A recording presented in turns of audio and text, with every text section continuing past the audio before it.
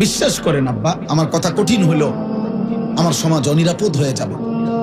মুসলমানের কন্যা, মুসলমানের মেয়ে তার ইজ্জতের কদর ভুলে যাবে, সতীত্বের মর্যাদা সে ভুলে যাবে।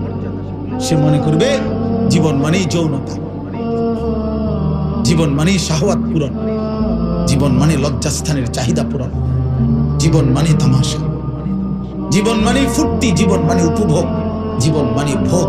না না, আল্লাহ তাআলা বলছে, বান্দা, জীবন মানে আখিরাতের প্রস্তুতি, জীবন মানে কবরের আয়োজন, জীবন মানে হাসরের মাঠের জন্য রেডি হওয়া।